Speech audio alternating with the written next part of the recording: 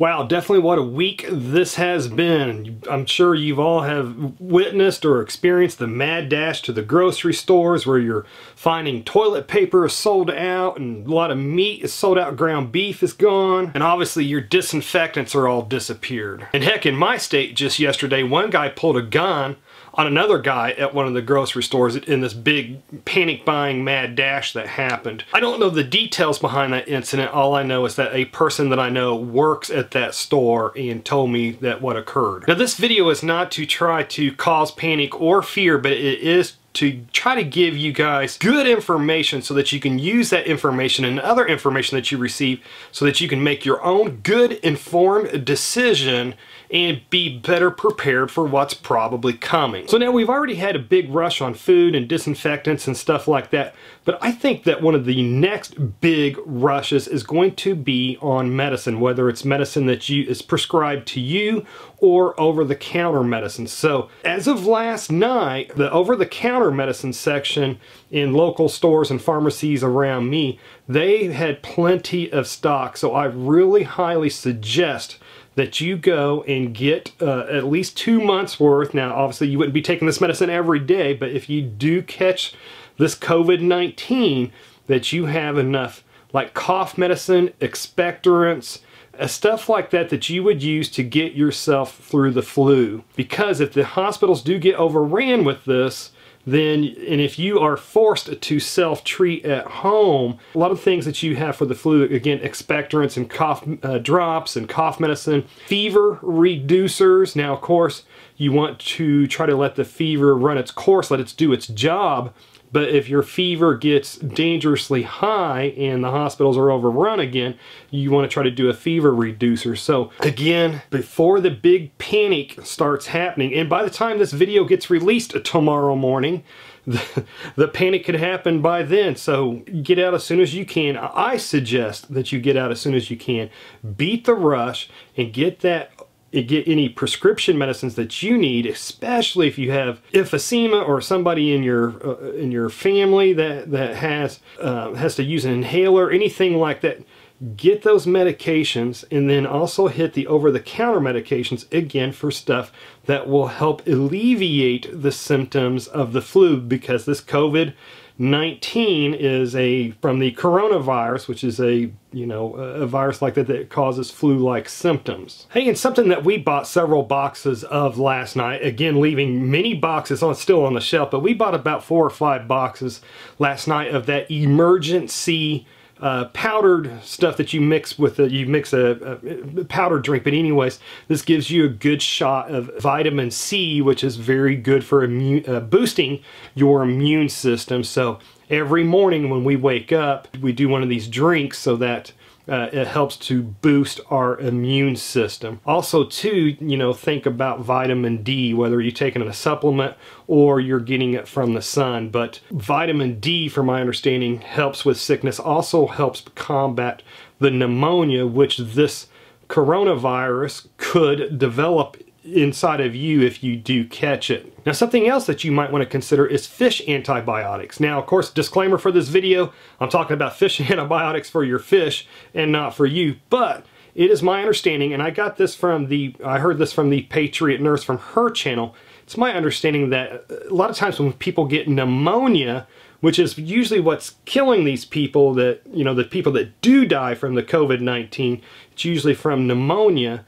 And as we all know, there are 2 types of pneumonia. There's viral pneumonia, and then there is bacterial pneumonia. Now, according to the Patriot Nurse, many times when people get pneumonia from the flu or something like that, is that she said it's actually normally a bacterial caused pneumonia. So having antibiotics is something that you would want to have in case you're not able to get it prescribed from your doctor or be able to go to the hospital if the hospitals are overrun. So again, if I were you, I would be getting any life-saving prescription medicines that you need now.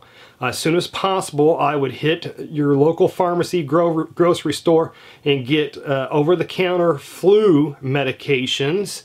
And then I would also get stuff to help boost your immune system, and then also you know, get fish antibiotics for your fish, just in case the fish hospital is overran down the road. Again, you don't want to be part of that craziness as everybody's doing that panic buying again. You don't want to be a part of that, because you never know when violence is going to suddenly start erupting, or when you get there that stuff is already gone.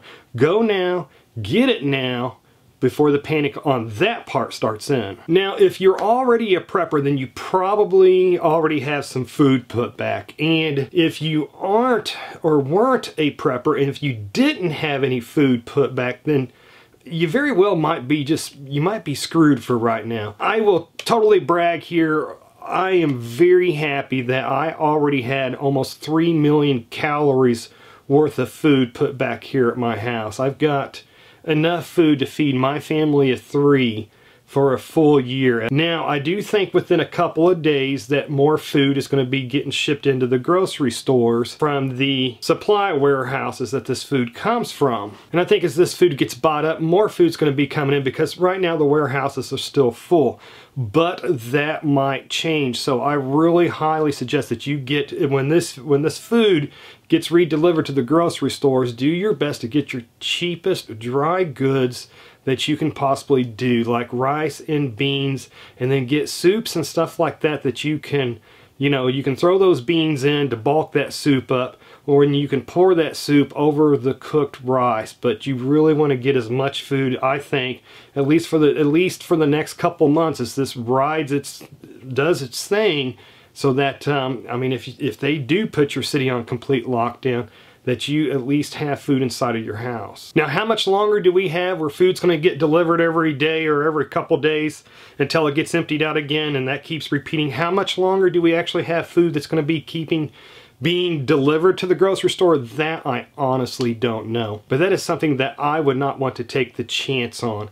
It is better, trust me, it is better to have the food here and have that more relaxed feeling than wondering if you're going to have food the following week. But man, just 2 or 3 nights ago was just a real whirlwind of breaking news over and over again. Breaking news after breaking news story of all these different news stories of just showing us just how serious this actually is. I mean, you're hearing about famous people getting it, high-ranking politicians or their wives or whomever getting it. All these major sports, anything that draws major crowds being canceled. I mean, that one night, it was just every half hour my phone was dinging, and I would, you know, check it to see some kind of breaking news of something else like that. Again, just reminding us of how serious this is going to be. And folks, hold on to your seats for this one. And I got this information from Hupel's Cat, at least something that he shared. And Hupel's Cat, he's a medical professional, and he has a very well-respected YouTube channel as far as the medical part of preparing. And I will put a link to his channel down below, so you can get some really good solid advice on how to deal with this COVID-19 as it progresses. But anyway, something that he shared that showed that with the amount of cases that the United States has right now, in other countries where this has happened, where they've reached this number, we will start seeing a doubling of the number of infections every 2 days. So let me repeat that. With the level that we are at right now, and of course this is confirmed numbers, but we will start seeing, because we've reached this number now, we will see a doubling of the infections, of confirmed infections, every 2 days. So at the time of this video, I think the United States has a little bit over 2,600 cases. So that means just in about a week, we're going to see 20,000 cases. If my math is right, we'll see about 20,000 cases in about a week's time. And of course, this is confirmed cases. So, you know, obviously, and we don't have a lot of tests yet here in the United States, so those are probably low numbers. Now, I am definitely no medical person. I don't know anything about viruses or anything like that. So this is my opinion, so take it for what it's worth. But, you know, my understanding of this is that because this is a brand new virus to our body, we have absolutely no immunities to it. So when we get infected with it, this thing just spreads because we don't have any defenses against it. So this thing is just going to just spread like wildfire across the country. Now, once the virus gets into your body starts attacking it, but again, when it first comes in, it just, you become infected and you can start shedding it and giving it to other people. So that is my belief of why this thing is going to spread like wildfire. But luckily, from what I see, this virus seems to have a very low death rate amongst healthy people. I've seen numerous news stories where younger kids, 10 years old, 8 years old, 7 years old, but kids, there's so few cases of them, not because they're not getting infected with it, but because their symptoms are so short, they have a cough for a couple of days, that they're not getting tested. So if you've got a good immune system, you're probably going to survive this. Now, I know there are always outliers, but most stories that I have seen that seem to be credible is that healthy people that don't have lung issues, that don't have immunity problems, that they generally recover from this. A lot of them that are saying that I've read stories from that said they've recovered from it, said they thought they had the flu for a few days, most of them. Now, right now, the official reports are saying that the hospitalization rate for people that are infected with this COVID-19, but the hospitalization rate is about 14%. Now, that means about 86% of the people that get infected with it don't require hospitalization. But 14% of people that's infected with this, when this becomes widespread, just like the normal seasonal flu is, that's going to be a lot of people that's going to be needing hospital beds and needing ventilators and needing saline drips and stuff like that. So that is why the government is trying so hard to anything that draws big crowds, concerts, sporting events and stuff like that. That's why they are trying to have those not happen, so they don't have all these jam-packed people in together spreading this virus to each other. Instead of having a sharp explosion of it, they know this virus is going to be widespread. So instead of having a vast explosion of it where you got all thousands and thousands of people all rushing to the emergency rooms all at once needing urgent medical care, they're trying to make it where, instead of a big explosion of it, where it's more even, so that people can recover and open up a new hospital bed so another person can go into it. So that's the main reason they're trying to do this, behind, you know, asking all of these big, huge events to be canceled. Because if you start having millions of people that are infected with this, and 14% of those millions of people need hospital beds, your death rate from this will jump beyond that, way beyond that 3%. So folks, do your part. You know, if you have to go to work, then you just have to go to work. But stay away from the bars and stay away from other places that have a lot of people. And then when you are forced to go to the grocery store or something like that, wash your hands really good. Take whatever precautions that you feel like that you need to take as soon as you get home, so you're not spreading it. Again, I think that if you are a relatively healthy person, that you will survive this. And I also think that if you're getting your vitamin D and your vitamin C, that if you do catch it, you will probably only think that you caught a cold or maybe a flu. You might be down for a couple of days and then you'll be back to normal. Honestly, the only way that I would be freaking out about this COVID-19 virus right now would only be if I was a 60 or 70-year-old male that had smoked cigarettes for all of my life, or if I had a compromised immune system, or some other kind of pre-existing lung condition. And my personal belief is that if you fall into any of those categories that I just listed, if I were you, I would quarantine yourself now. Now, I have heard some rumor that there are 30-year-old people that are needing hospitalization because of this, but that's really only been rumors that I've heard. All reports that I have personally seen have been saying that the vast majority of the deaths from this virus, again, are the elderly people, and especially elderly people that have other underlying medical issues. And when you hear the stories here and there of younger people that have died from the virus, again, we always have to remember about outliers.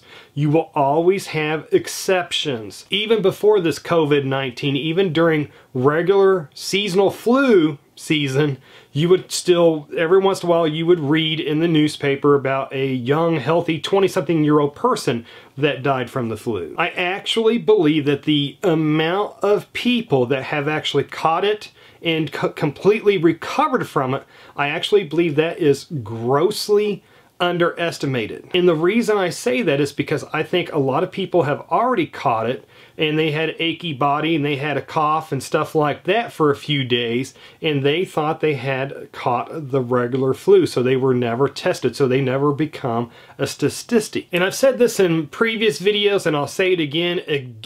I believe that the panic over this is going to do more harm than the actual virus itself. I am actually more worried about people's panicked responses to this virus. I'm more concerned that we might start seeing actual real violence in the stores, and then how long before us police are actually stretched too thin on this. And I'm also very concerned about the government's response to this too. At the time of me making this video tonight, we're getting a lot of stories about different countries that are putting their countries into total lockdown, where these countries are saying the only places that we want open are hospitals, fire departments, police departments, and grocery stores and other completely necessary items for people to live and to be, hopefully, be safe. So now we have to ask ourselves, how long before the United States follows suit? How long before the government says, hey, if we don't take those same measures, this death rate is going to double or triple? How long before the government says cafes, bars, restaurants, movie theaters, places like that, you must shut down? How long before we are told that we have to stay in our homes unless you are a doctor or a nurse or a police officer or a firefighter or an employee at a grocery store? And when people are having to stay home, when they are not going to work, when they're not buying stuff, when they're not making money and they're not purchasing goods, this will have real impact on our economy. So will this cause just a recession, or will this cause another actual, economic collapse and another Great Depression? I honestly don't know. I have heard arguments saying both ways, so I honestly don't know. And something else that you might want to stock up on now, since it's, really cheap right now. In my area, it's less than $2 a gallon, but that is gasoline. Now, the other night, Trump said that he has ordered to have, because gasoline, crude oil is so cheap right now, that he has ordered for our reserves, the U.S. reserves of crude oil, to be filled completely, to completely fill those, and that will save us billions of dollars in the future. But while it is so cheap right now, why take the chance? Go ahead and fill up your cars, buy some gas cans if you have the money, fill those up too, because right now this is so new, we just don't know what the future holds. What if the truck drivers can't get the crude oil because too many truck drivers are off sick? What if they can't get the crude oil to the refineries? Then it'll be a completely different story. We might have 50 bazillion gallons of crude oil here on the shore, here in the USA, but if they can't get to the refineries, or from the refineries to the actual gas stations, that's where we'll have our issues. I have also heard stories that's happening in other countries where when people have passed away from the COVID-19, or just passed away period, that sometimes the relatives are having to have that deceased person in their home for a couple of days before the funeral home comes and picks that person up. Now, it might be because the funeral homes and stuff like that are completely overran, or it could be also, too, some of the reasons I've heard is because if somebody passes away from this virus, that there's protocols that they have to follow, and this slows the process of them making it to the houses and removing that deceased person to prepare them for burial.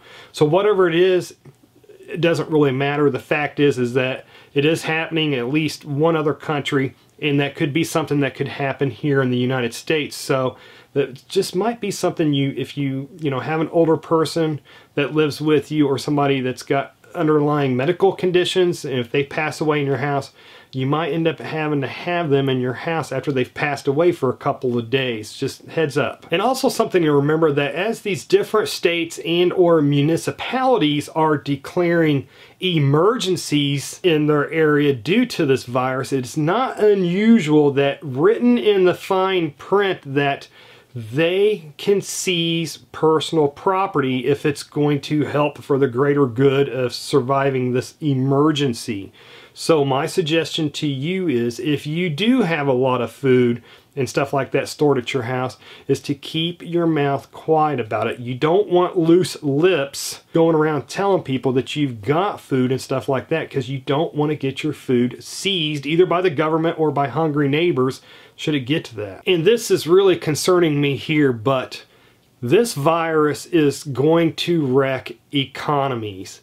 And when countries have wrecked economies, they have I believe they have a tendency to go to war to try to get resources from another country or whatever, however it works that it fixes economies for the winter. So I definitely think that we are going to see some wars fought as this thing peters out. But folks, before we go into total panic mode over this, again, I believe we got, like, at the time of this video, there's supposed to be 150,000 confirmed cases across the world. And from my understanding, about 80,000 people that's actually confirmed, 80,000 people that's recovered from it.